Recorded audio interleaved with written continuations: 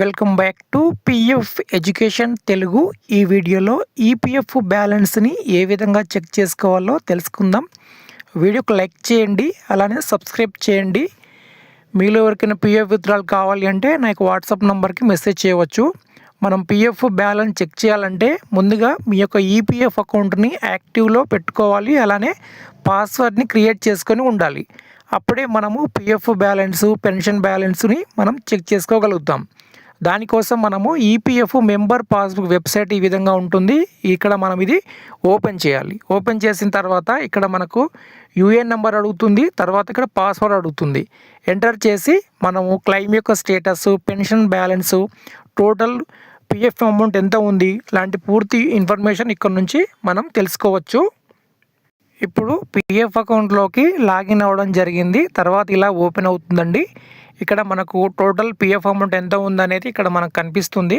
So ఇక్కడ మీరు total అమౌంట్ని చూస్తున్నారు.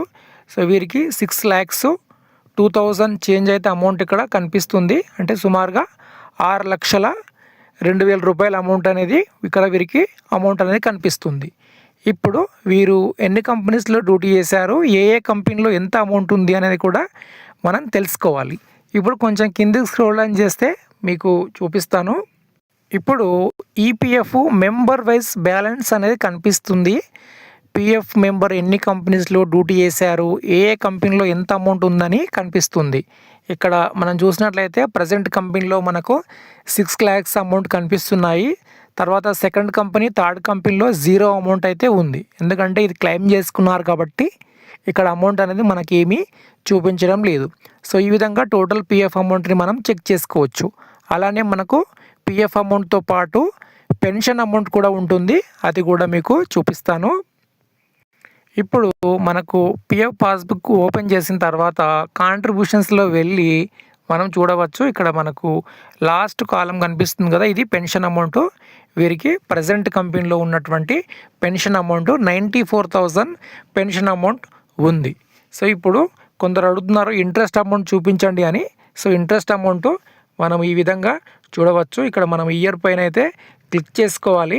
సో ఆల్రెడీ వీరిది అప్డేటెడ్ ఉంది కాబట్టి 2025కి సంబంధించి ఉంది కాబట్టి ఇక్కడ మనం చూసినట్లయితే ఐఎన్టీ అప్డేటెడ్ అని కనిపిస్తూ ఉంది ఇక్కడ మనకు.